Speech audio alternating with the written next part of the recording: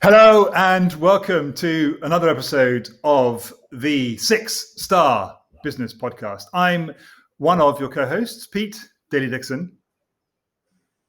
And I am Evelyn Clark. Hello, welcome. So excited to be here. Episode 4. Can you believe we made it number 4? Yeah, we have made it number 4. And one of these days, we'll get those transitions really smooth, and it will actually seem like we know what we're doing. Yeah. One day we will. Yeah. How are you? So the episode that this is the intro of was recorded a few weeks ago. We're recording the intro on Easter Monday. So happy Easter, I guess. Thank you. Happy Easter. Did you get any Easter eggs? I got one. And what was really funny is when I bought the kids' eggs, because we don't have dairy in our house. So we had one particular brand and they got the big bunny and all these eggs, and they did an egg hunt around the house because it was raining outside a little bit. They decided they didn't want it outside. So, okay. And we did it inside. And then they all got their eggs. And I didn't hunt for mine. I just kind of brought it out of the cupboard and started eating it when it was chocolate eating time. And they all looked at my egg and went, "What have you got?" And I actually had like an organic Pano salted caramel chocolate egg. And they all had a bit and went, "Oh, we want your egg," So I actually had the coveted egg of the house, and they've all put their orders in for next year that we're all just going to have Pana organic chocolate next year. So mental note, put aside like a couple of $100 for the chocolate Pana organic Easter eggs, but they are amazing. So yeah, had a bit of fun. Yeah. And just from what you said earlier before we went hit the record button, I understand that this Easter weekend you weren't just eating chocolate, you also went out on the waves. Yes. Haven't shared this with the guests, I don't think, but I have twin boys who are 10, and one of them they both love the ocean. Like, they've grown up with the ocean and they love it. They'll dive into waves. They've got really no fear. And one of them is really confident and wants to surf. So he's had a few lessons, like a group lesson, other lessons. And I just got him a new board a couple of weeks ago, and he hadn't taken it out and really tried it out yet, because previously to that he was using my board. Anyhow, I have been educated on everything about boards, and that's a whole nother, there could be a podcast episode just about surfboards. But anyway, we went out on Good Friday. It was a lovely day down at our local beach. And we went out and, he got up on his board and he had a ball.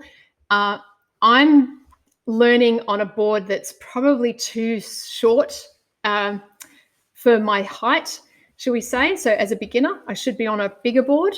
And the lesson that I had was on a bigger board. So now I'm psychologically training myself to learn on the board that I've got.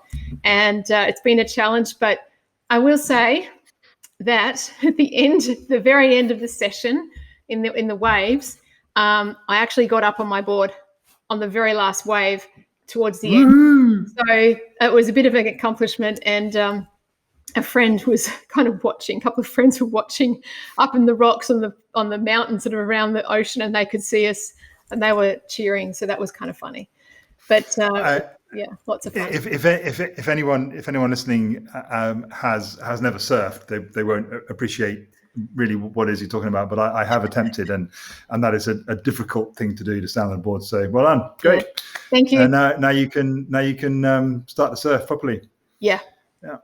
Our Good Friday was spent driving down to our eldest son. We haven't seen him since I can't remember the last time we saw him physically. He lives in London. We live in Coventry. We lockdown starting to kind of be more relaxed.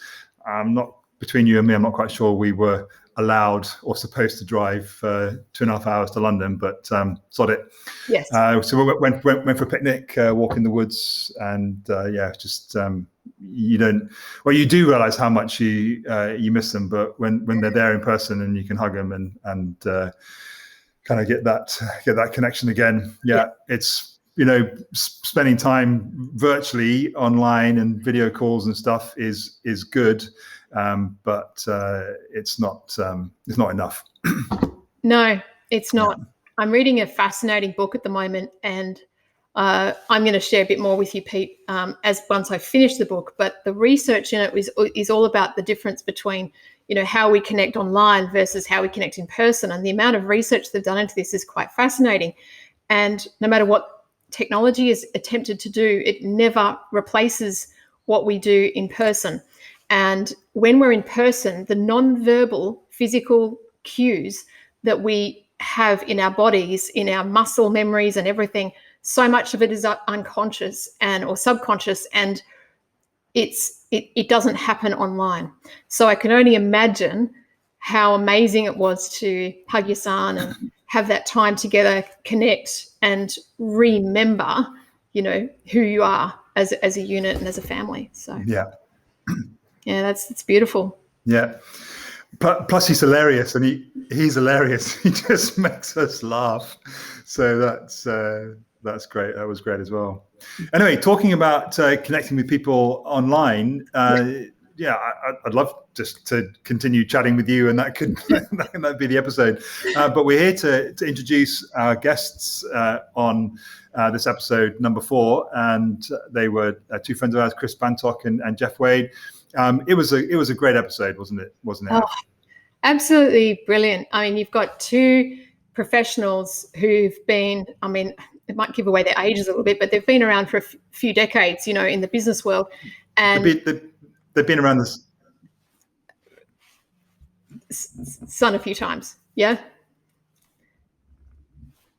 Yeah. Yeah. And so one is from a marketing background and running his own business and having a marketing agency. And then the other one, Geoff, has his own business, but focuses on working in the corporate space. So his focus is all about employee productivity and performance, really. So two very different views and angles of what it means to operate a 6-star business. Yeah, and I won't give the game away, but it we've used the term a few times, and I don't want to overuse it, but blew my mind is kind of there. Actually, hearing from Geoff the absolutely empirical, evidence-based financial reasons to have a 6-star business, and if you needed any justification to either start the journey or to ramp up your journey to a 6-star business, it's in this episode. Without much further ado, I think we should say we could welcome Chris and Geoff. So enjoy, listeners, to what you're about to hear. Listen out for that golden nugget or two. That's all you need from any one of these episodes, and we'll catch you on the other side just to say hi and bye. Okay, so we are live. Please do not swear. Well, no, you actually can swear if you feel caught to it. And here we are with another episode number 3 of the 6-Star Business Podcast. I'm Pete Daly Dixon. I'm Aveline Clark, and we are here with Jeffrey Wade and Jeffrey and Chris Bantock. Yeah, in fact, Geoff, I never really know whether to. I mean, I know everyone of course uses Geoff, but you sign your emails as Jeffrey, and I normally use that as a clue. For that. I'd published a lot of white papers and had a lot of activity in the digital medium, and half of it I was putting Geoff Wade, and the other half was being published with Jeffrey Wade, and I think my LinkedIn profile was set up with Jeffrey Wade. And someone in marketing said, "Fix it." And so we did the Google search on Geoff Wade, and we did the Google search on Jeffrey Wade, and we realized that I'm like number 1 or number 2 is Jeffrey Wade, and I come way down the page as Geoff. So we said, right, Geoff Wade's gone for all your digital media presence. So that's Google. So it's Google's fault. It's Google. It normally is. So listen. Okay. So while we're calling you, While we're calling you Geoff Wade, who is Geoff Wade? Who are you? Where are you? Who do you serve? Just give our leaders, our listeners, our listeners and readers, our listeners a bit of an insight into who Geoff is. So take a couple of minutes. Okay, so I live in Brisbane, in Australia, or otherwise known as Bris Vegas. It's a nice part of the world if you like a temperate climate. And it's a modest-sized city with about 2 million people, so we don't truly understand congestion. Having lived in New York, London, and Sydney, I know what it's like to be here. I'm a founder of a performance improvement consultancy, and we work with medium to large corporates, primarily in the mining, the retail, utilities. We do work with a couple of other verticals, but primarily those three. And what we talk about is we sell performance improvements. So when you engage with us, it's X% in X months. With one of our products we call Performance Breakthrough is 21% in 21 months, your KPI of choice. And yes, we have a suite of services that accompany that, but we like our engagements to focus on a commercial outcome. We figure out what services we have to bring in, and we also guarantee what we do. So having done that for 20 years and no client has ever missed, we're reasonably confident that if we engage with you, we were going to deliver the outcome. Right. Well, I know from not only that introduction, but the conversations I've had with you that your contribution to the conversation around Six-Star Business is going to be really valuable and insightful. I will just clarify for our listeners, you had a slip of the tongue there. You said 21% in 21 months. Oh, 21 weeks. Thank you. Yeah. 21 weeks. Yeah. See, that follows from our earlier conversation. The early start. Yeah. I was going to say, just to give our listeners a bit of a context, Jeff's been up since 3 o'clock his time this morning because he does a lot of work in the US and multiple time zones. So it's now, about 6 p.m. for you. So you've had a long ass day. Geoff, great to see you. Chris, good. It is good morning for us. How are you? Who are you? And just give our listeners a bit of an insight into Chris Bantock. Excellent. Thanks, Pete. Yes, it is good morning. Where I am, which is 40 miles west of London, in rural Buckinghamshire. My background, corporate. There was a corporate life, which was IT industry with the likes of Philips, Hewlett Packard, and Microsoft. Then I joined the real world, and since then I've been working in the marketing and creative sector. So I ran a marketing agency for 12 years. I sold that in 2018 and left the business in the beginning of 2019. And now my mission really is to help other agency owners to develop and grow better businesses, and for those owners to become better leaders. So I do that through sort of coaching and mentoring. But I also, along that journey, founded what is my main focus, which is Agency Local. And Agency Local is a community for those marketing and creative businesses. Because what I found was that actually outside of a big city in rural land, because of the geographical differences and distances, there was no real opportunity for people to meet and collaborate and talk and support each other and grow. So that's what Agency Local aims to do, is to provide that community on a local basis, hence Agency Local. However, what the impact of COVID on my business is to change the definition of local, because now it really doesn't matter where you are. And Agency Local was originally Thames Valley. It's now UK, and we actually have people from Europe and the US as part of the community.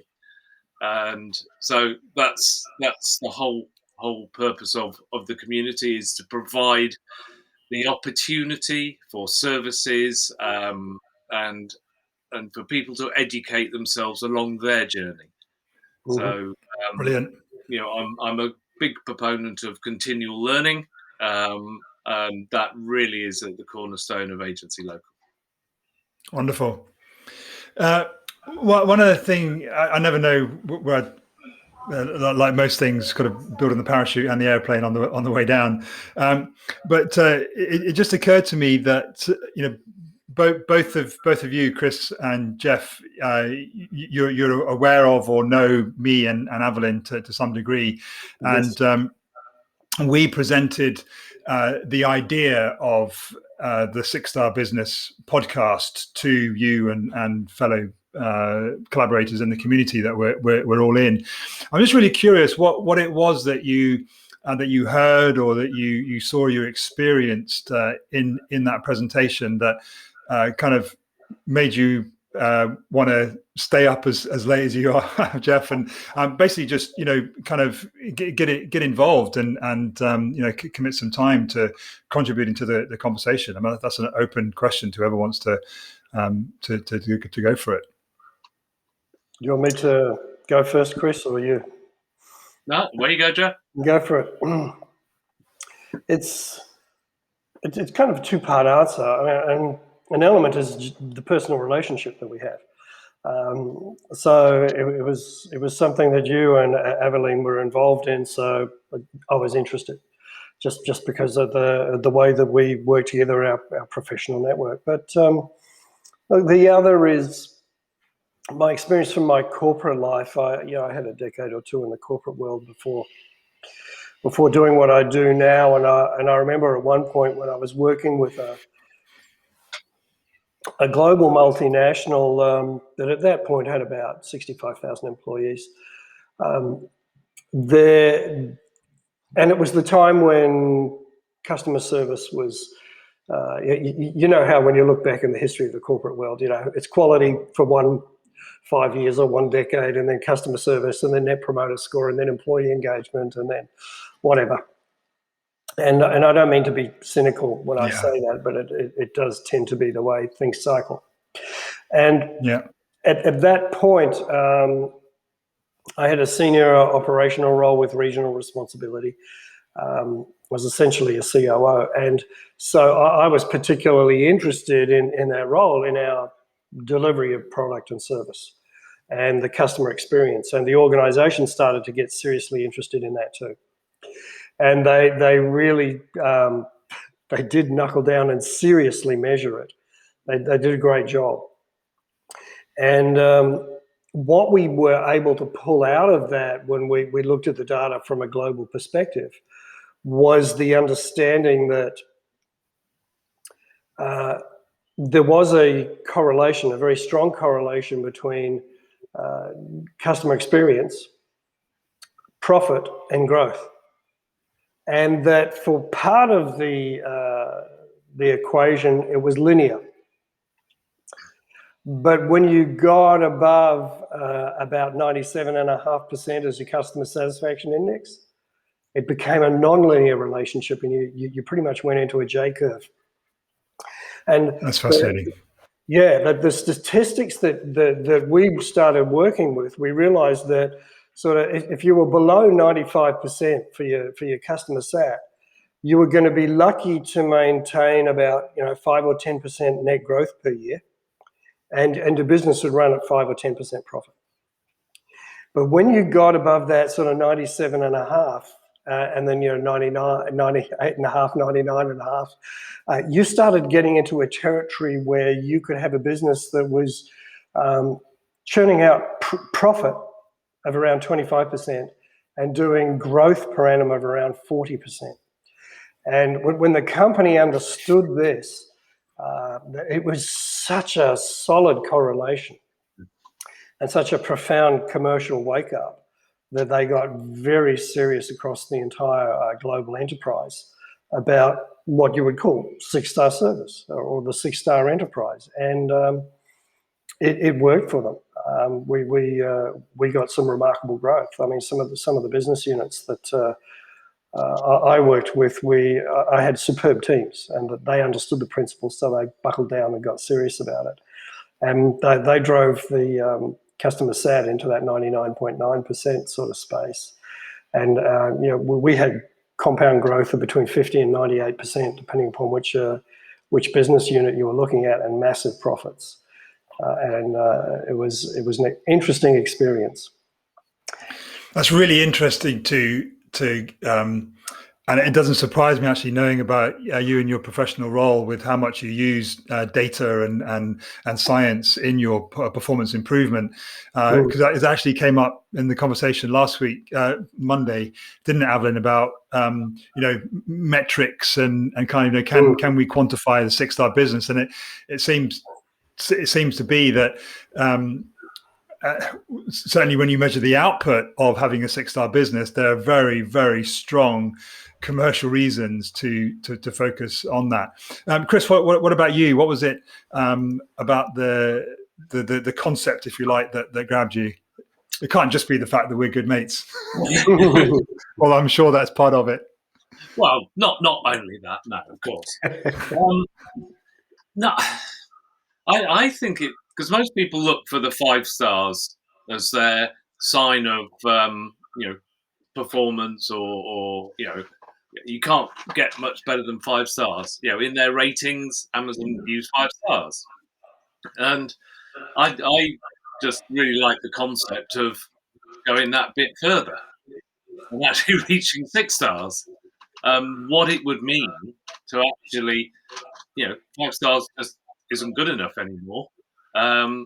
There's always the opportunity to improve what you're doing. And I think, most businesses struggle hard enough to get to 5 stars.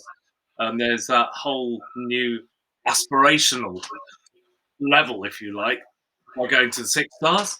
And I really, really like that. And I think it's almost, coming down to sort of getting marginal gain. 5 stars isn't good enough. I get 6 stars. What does it take to get to 6 stars? It's probably actually quite small if you're already at a 5-star. But as Geoff alluded to, the returns you can get from that are going to be huge. And I think that's what really was the thing that really I liked about what we talked about.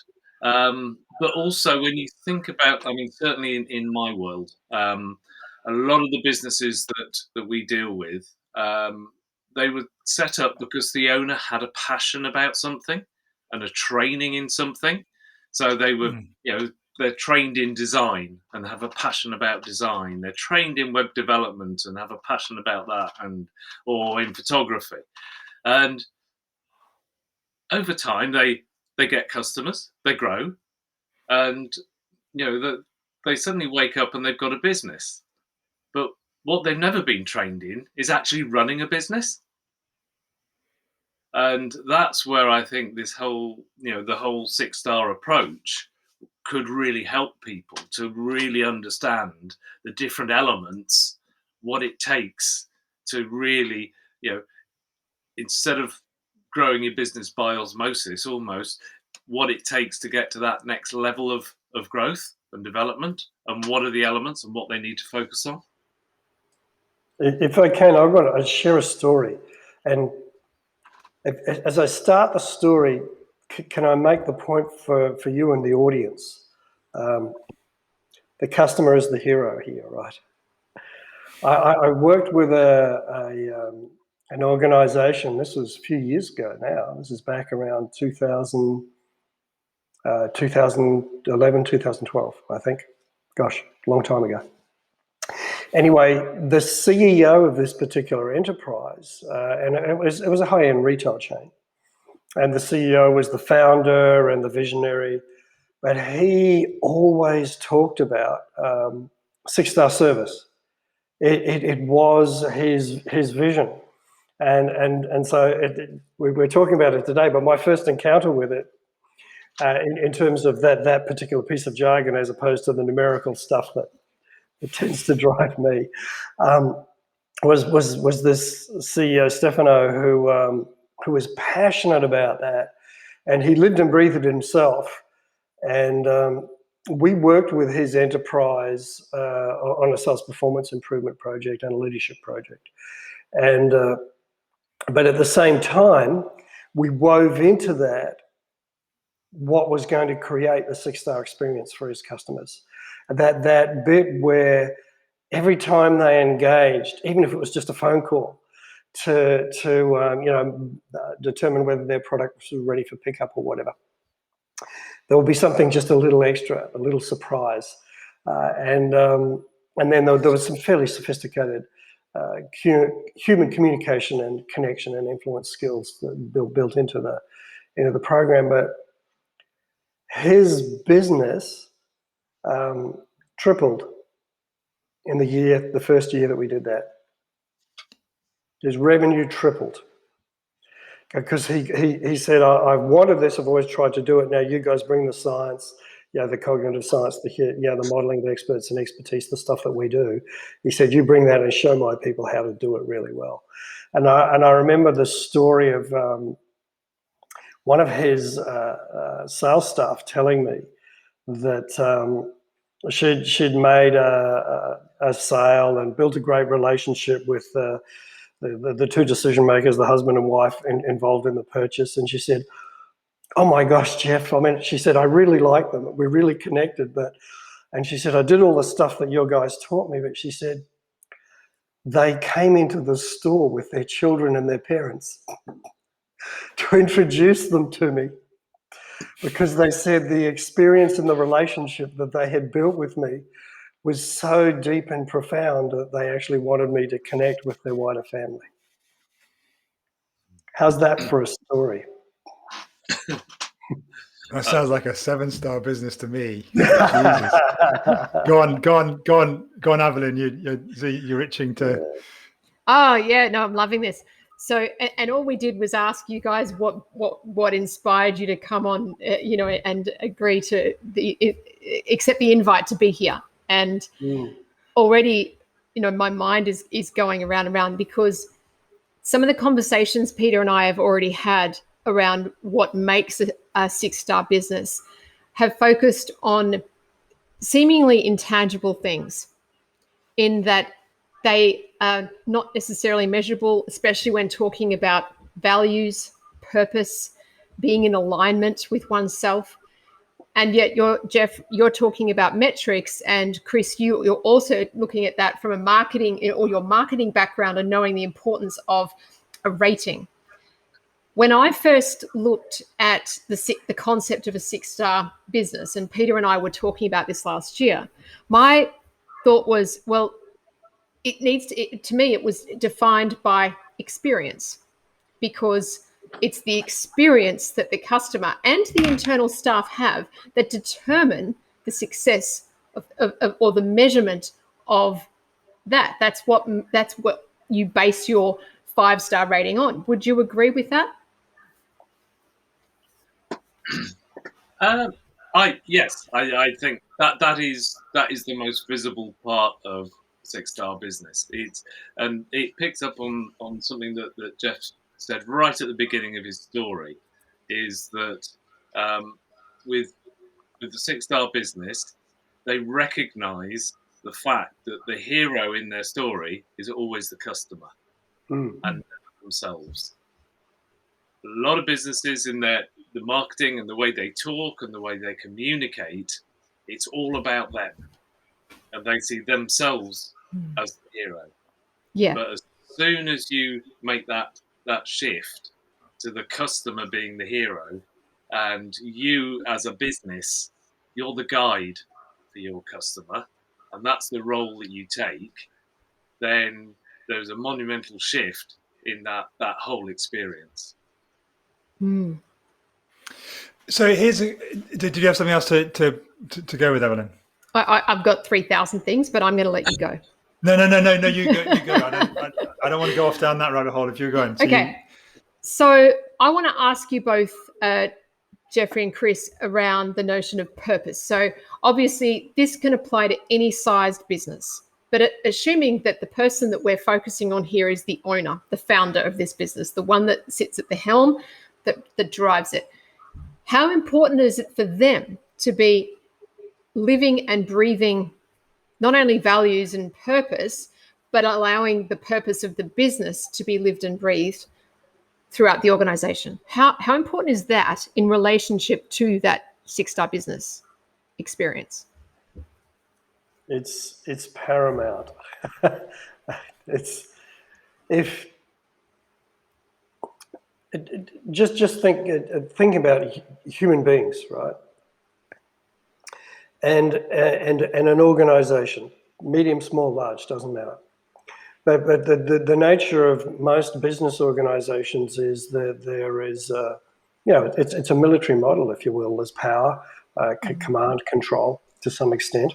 Mm-hmm. We're a little bit more egalitarian these days, but there definitely is a hierarchy and a social relationship. So if you have the founder and the senior executive walking one talk, and then talking another one, and the front line are attempting, if you will, to create that 6-star experience, but the founder or the senior execs are undermining that with really, let me call it what it is, crap leadership.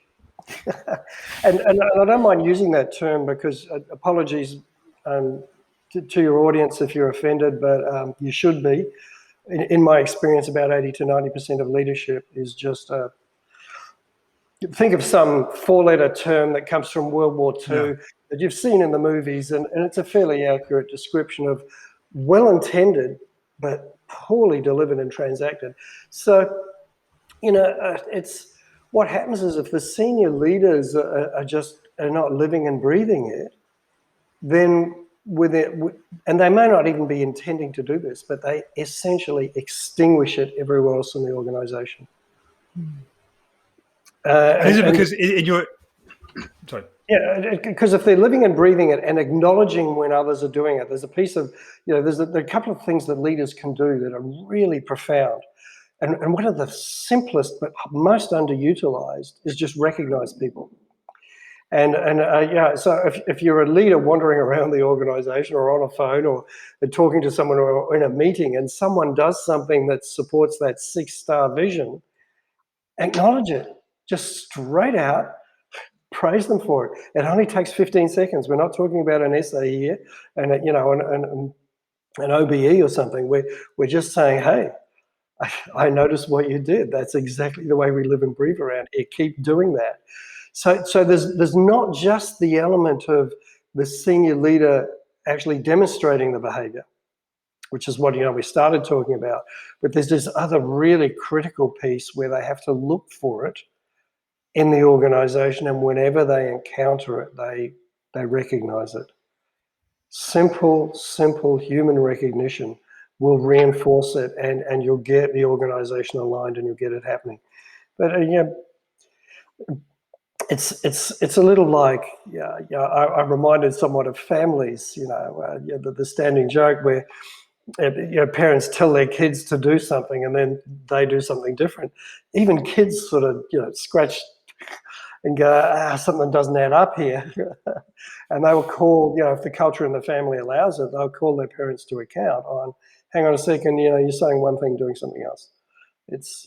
In any hierarchical structure, you will erode, erase, eradicate what you want if you do not demonstrate it yourself, and if you do not reinforce it, support it, praise it when you see other people doing it. Something picked up on there, Geoff, was this recognition part, and I think you're spot on. Back in corporate days, when I was working for Hewlett Packard, they used to have this principle for their managers and their leaders, and it was management by walking around. Yeah, the founder, the CEO who originated it. It was written up in what was it? In Search of Excellence by Tom Peters. Yeah.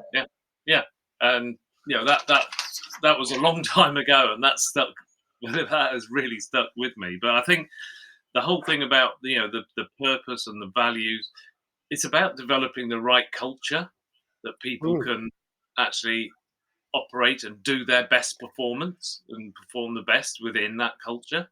But also, as we all know, businesses, the people within a business are one of the most important elements. And if you've got that right culture, that purpose, that vision, then you're going to attract the right people into that organization that have the same values and that agree with that. And as Pete knows, I've been on a bit of a journey around pirates recently, and there's a book called Be More Pirate, and pirates were misunderstood, shall we say.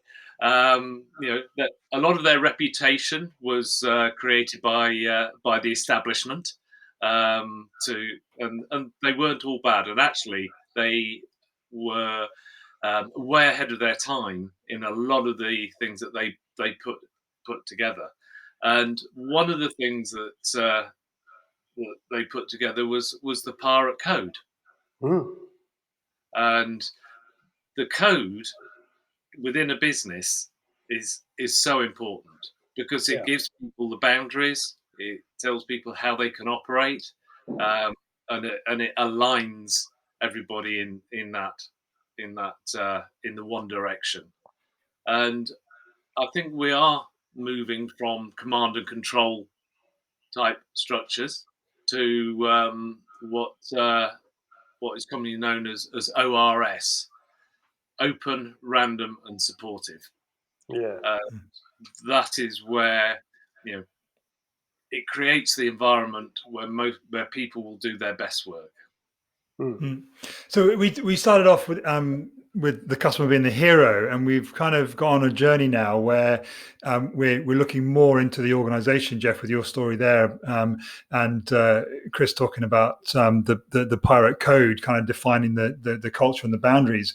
So what's the I don't know what the word is I'm thinking about, the distinction, the boundary, the where they meet. What is the most important thing to focus on? Is it internally with the employees? Are the employees really the heroes, or is it outward facing? What's your take on that? I was going to ask the same question. It's like the chicken or the egg. Which one comes first? So you would probably have asked it much better than me. I'll have a shot at that, and I'm really interested to hear Chris's perspective too. The summary answer is somewhat the quote of Richard Branson, which is take care of your employees and then they'll take care of your clients. Nonetheless, I think there is an element of ensuring that when you take care of your employees, you do clearly communicate to them, so that they understand the purpose. They understand the intention for what they're doing, and they understand the authority that's delegated to them in order to have the outward focus and deliver that 6-star experience. Because there is a piece where you allow them to direct their attention outside the organization and deliver 6-star.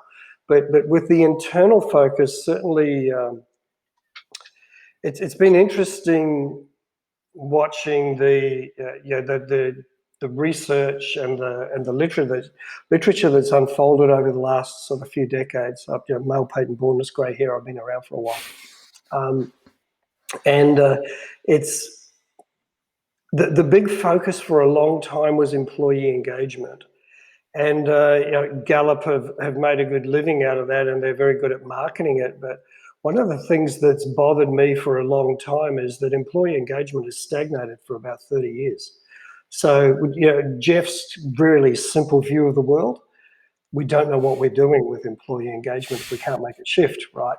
So it's a waste of time. And then, there were some other things. There were some interesting studies done in 2015, so 2014, 15, 17, 19. And I can cite the references for your audience afterwards if you want. But at least one of those references, you're up for a 240-page read, where they analysed about 5,000 research papers on employee engagement, and they concluded that actually there's no standard definition for it. There are 6 entirely different definitions that measure entirely different things. And then the assessment tools are all different. And then the fascinating thing is that, Gallup's got their well-recognised research that says there are correlations between employee engagement, which again, this is the employee internal focus, and commercial outcomes. But they were only able to get that correlation across this parcel of data that represented about 200 companies. If you look at employee engagement in a single organisation, you can't prove correlation between that and these commercial outcomes that you're looking for, like customer sat, productivity growth, that sort of stuff. So I've had skepticism about employee engagement for a long time. But when your client base is committed to it, you run with it. I think there are some other things that precede employee engagement. And there's a lot of research in the last few decades, particularly around a thing called psychological safety, but call it team dynamics if you want.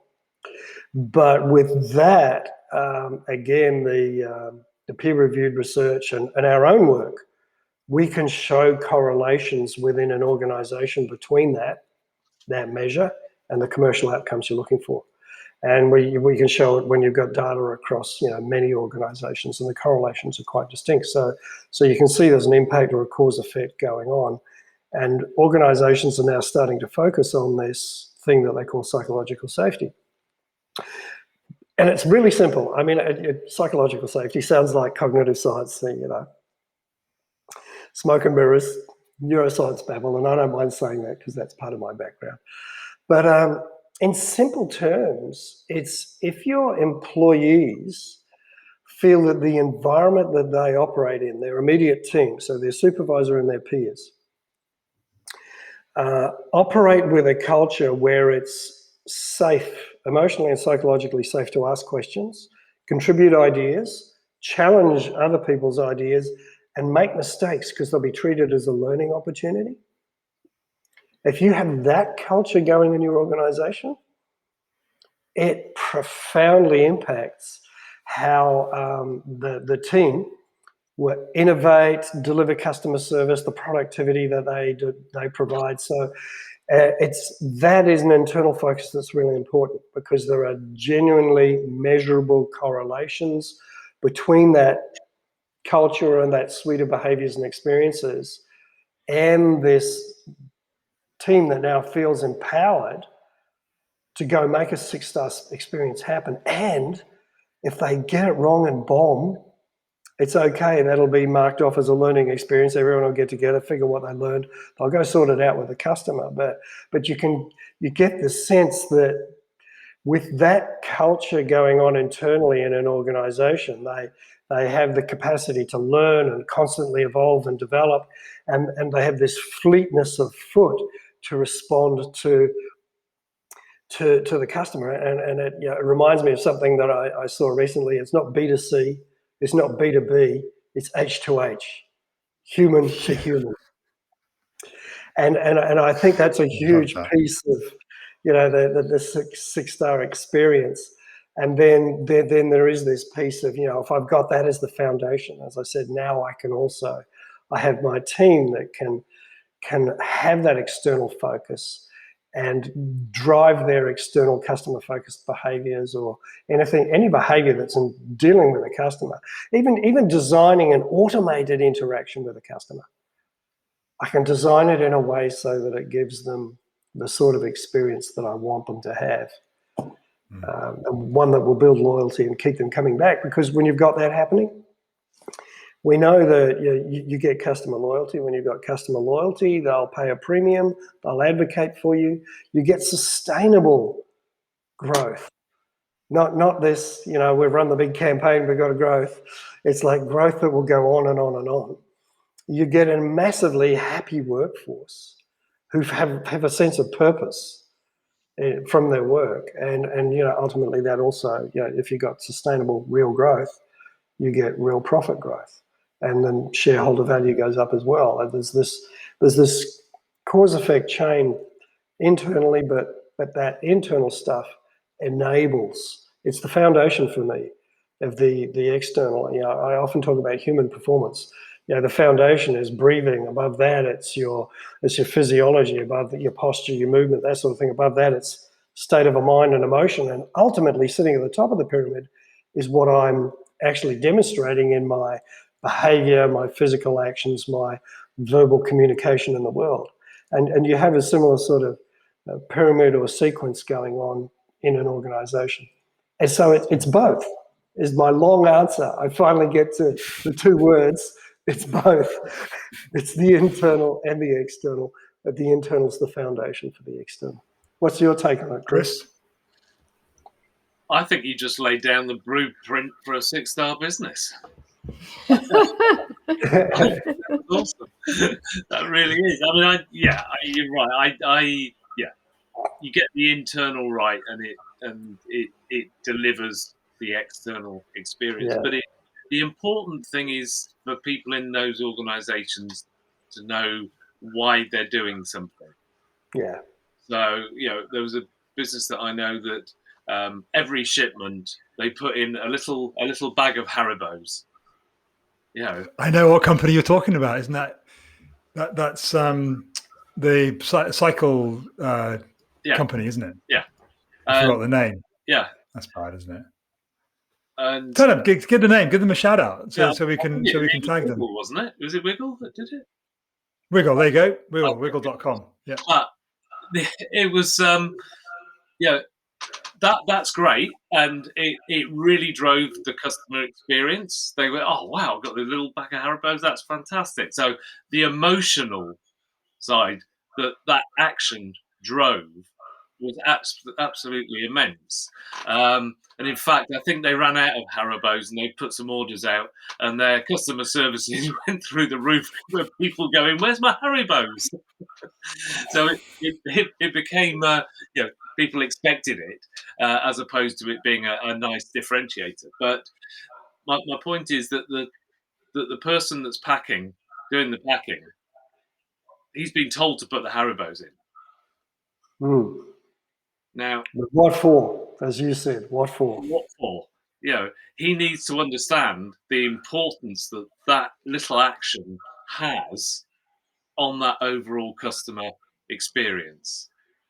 And it's about driving emotion, and that's people buy on emotion.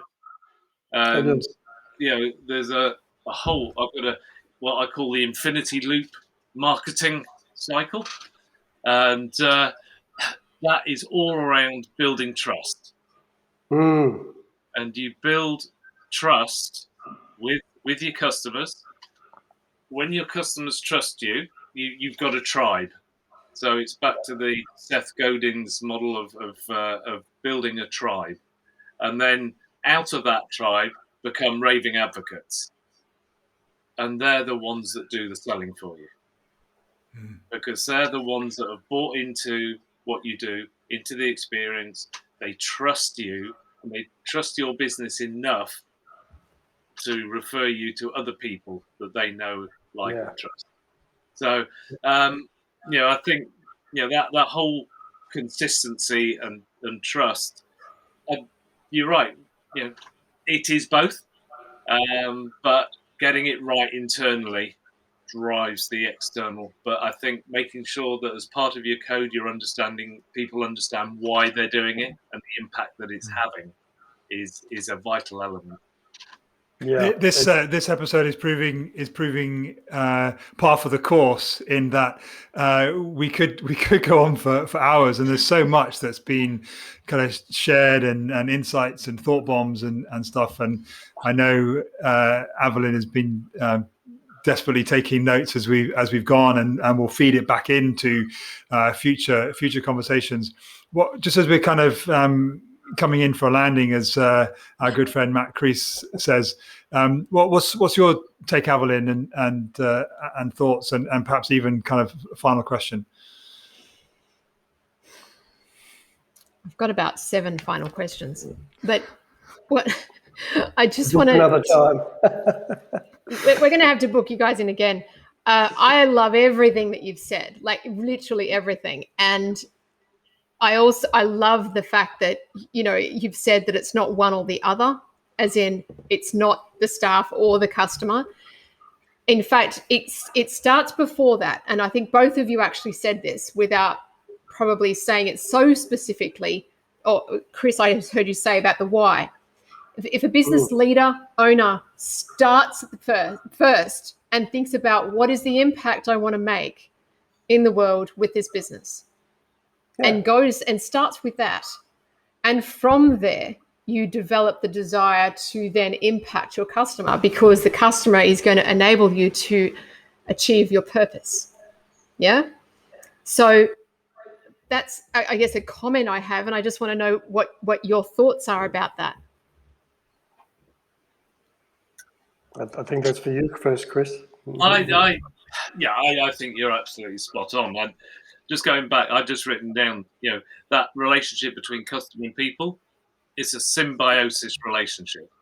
Yeah. They got to work. They can't work in isolation. So it is one and the other. But you're right. Leadership comes from the top. And actually, those businesses that will succeed and grow are the ones that started off with a clear purpose, the difference that they want to make in the world. And I truly believe that, because that, it's the Alice in Wonderland with the cat at the fork in the road, and Patricia Cat. Which fork should I take? Well, Cat says, "Where do you want to go?" And she says, "I don't know." The answer is, well, it doesn't matter which road you take then. So it's having that clear direction, that clear path, that clear vision, and you can have all of those things, but the icing on the cake is the purpose. Yeah. I'd wrap up by affirming that and tell a story to support it, and also pick up on when we were talking trust before, and you had me on the edge of my seat because it's a biggie that we talk about too and experience with our clients. And there was this other piece that I've found from personal experience and with clients, and that is, sometimes you'll mess up and you don't deliver the 6-star experience. If you discover that for yourself, reach out to the client, acknowledge it, apologize, commit to make amends, fix it. If they call you and tell you about it, thank them profusely, apologize, acknowledge it, talk to them about how you're going to fix it and fix it. Why? All the research on trust says a client that's been through that experience has a higher level of trust for you than the client who's never had a stuff up because they've had 6-star experience every single time they've transacted with you. They expect from organizations that are made of people, right, made up of people, that we're fallible and we stumble and we'll make human mistakes. But if we follow that simple process of own it and fix it, the trust is built even more profoundly, which I think is magic. It's like if you set out to do the right thing, even if you stuff up, if you do the right thing and fix it, you wind up in a better position. It's almost like it's not hard, guys, to do 6-star. But the other sorry, Geoff. There's an element there, just going back to what you said earlier, that is almost extending the psychological safety out to the out of the organization as well, and kind of bringing the customers into that same environment, and that it is okay to make mistakes, and we're going to, we're human, we're going to talk about it, and we'll fix it. Yeah, absolutely. I've had a personal experience of it in my corporate career. I stepped into a new role and there'd been a monumental stuff up. I mean, monumental, right? Just imagine thousands and thousands of customers getting an invoice for 20 grand instead of $200 or something like that, right? So, 10 o'clock on That's my pretty first monumental, day, that lands in my lap. And I'm saying to my CEO, well, the way I want to handle it is I'm going to go on the radio and say we messed up. This is what we're doing to fix it. This is what you can do. If you need to talk to the organization, call customer service. If you're not happy with what you get, escalate it to the manager. And if you're not happy with that, here's my number. And he said, you're keen? And I said, yep, but I'm going to do it if you'll give me permission. And he said, go for it. I did it, and it turned this monumental mess into actually a really positive outcome, because on the radio interviews, the interviewer couldn't believe it. And all the customers who were calling in, and I was speaking to them, they couldn't believe it. And they were totally disarmed by my response. And that I was earnest. I wasn't playing the game. I was deadly serious about my commitment that we would fix it. And if they weren't satisfied, talk to me. I'd make sure it happened. I got a great team. Something had gone wrong, but we were going to fix it. And I said the same on TV. And I remember the interviewer, her jaw literally dropped because she couldn't believe I was saying this on live to air. And but what happened is we turned that around, and we wound up with this incredible uplift in customer loyalty and satisfaction when we measured it about 3 months later. Even in that last story, there are kernels and rabbit holes and stuff that I want to go down. So, quickly, if I can, the other story I wanted to tell: a client, not-for-profit space. Typically, these organizations have a clear mission, vision, values, and the people work for these organizations are bought into that in a big way.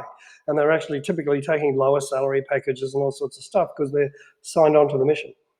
We worked with one such organization, and we found they didn't have clarity on this. And so we taught them this principle of whatever you're doing, understand the intention for doing it, the what for or the why. Check that aligns with the bigger corporate vision, and then understand the outcome you're trying to get. We thought that was a routine thing. The project was incredibly successful, and when we did the video interviews, the reference, getting the referee results afterwards, a leader after leader and even frontline member of that organization said, you transformed this place, you've transformed my working life, by getting me to think every time about what I do, how that links to the bigger corporate mission, what I'm doing it for, and with what the outcome is, and whether that outcome aligns with the intention and the bigger corporate vision. And they said, I have this incredible sense of purpose about my work. Everything I do, I'm making the decision, hey, does this align with what this organization is about? No, what am I doing it for? And they said it changed their world. And that Chris made that comment about the why. I just wanted to tack that story on to give a real life case support of what he was saying.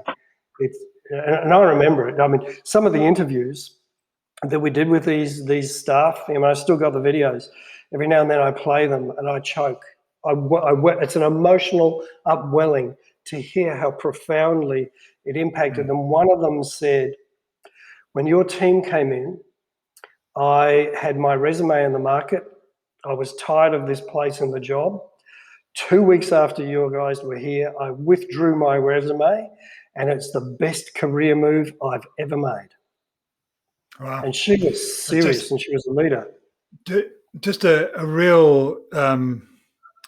It's another reminder, just a huge statement of fact that the purpose is not some intellectual exercise you go through to tick off a box on the things that you've got to get in place. It's the engine. It's not a. I hear the phrase "purpose-driven business," and that is the key word, isn't it? It's the purpose that drives the organization forward. I got to. One of my jobs is to keep an eye on that time at the bottom there, and we're approaching the top of the hour. Really fascinating conversation. One of the really exciting things for me, and I'm sure I speak for Evelyn, is that did you remember, Evelyn, right before the very first conversation, we wrote down those lists of questions. I think on that list we've asked one of the questions once, right in the very first conversation. It's now just the conversation has got started, and I wonder if there's even a possibility of and I'm kind of going off the top of my head here, every now and then having a bigger conversation and getting people that have contributed to the conversation back into a kind of a different environment, because it's a conversation worth having to raise the bar ever higher in terms of what it means to be in business and to experience the results of a business as a customer. So once again, just want to thank you guys. Go on, Chris. It sounds like you've got your agenda for your club on Clubhouse, your 6-star business. Yeah, definitely. Yeah. Got to add that into the mix as well. That's Evelyn's responsibility. I don't really. I'm doing the podcast. She's doing the club. Oh, you didn't know about that? Yeah. Any last words, Evelyn, before we say goodbye?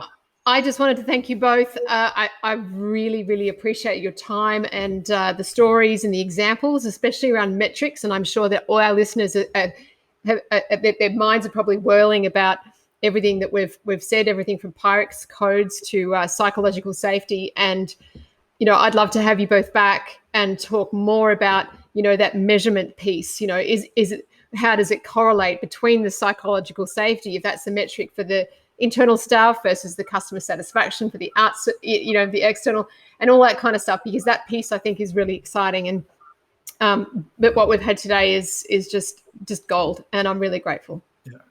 Yeah. Thanks. So see you around. Thank you very much.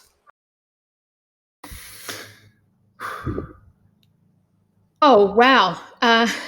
I don't know about you, Pete, but that was mind-bendingly awesome, because for me, I don't know about you, but I love metrics. I mean, I think we all love metrics, especially as business owners, and we love to look at, numbers and say, well, if I put this in, what do I get out? And, what does this actually mean and equate to? And I think any business owner listening to that podcast would have gotten excited by what they heard.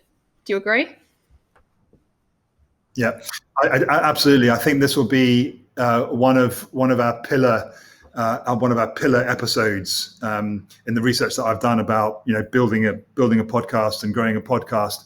You've got to think about pillar episodes, which in future episodes you refer people back to, and I think this will be one of those episodes for us, because that hearing from somebody who has been at the top of high performing teams in large multinational companies for many decades, and hearing how there is just such empirical evidence about what happens to the performance of a company when you focus on the kind of stuff that we're exploring in the 6-Star Business podcast.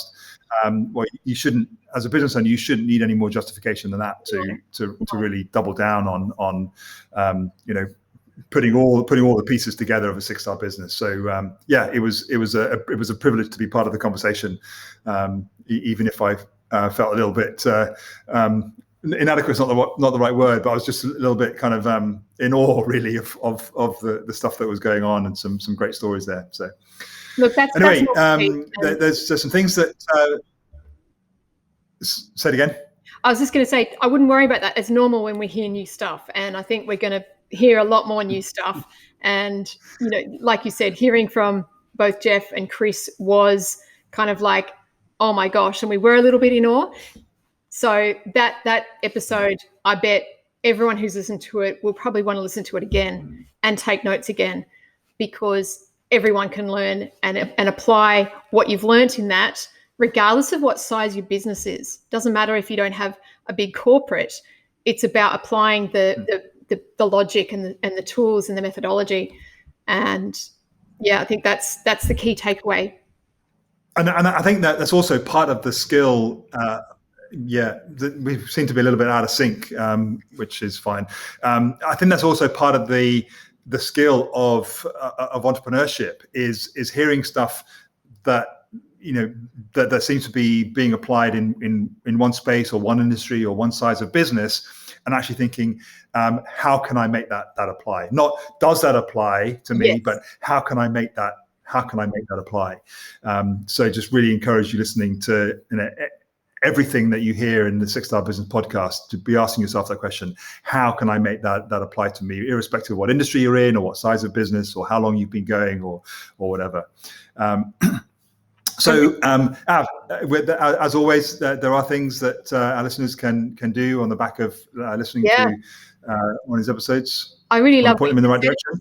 Thank you. So I really love what you just said about, how can I apply this? And so I'd answer that by saying, take the next step. The next step is go to the link in the show notes below. There'll be a link at the bottom there to go and fill out a scorecard. It's a customer journey scorecard. It's the first step. So if you want to have that organization that Geoff talked about, it starts with knowing where you are and what you've got to focus on. So I highly recommend you go and check that out and fill it in. And until next week, same time, same place on the 6-Star Business Podcast, this is me, Pete Daly-Dixon, saying goodbye, farewell. And it's me, Evelyn Clark, too, saying goodbye, farewell.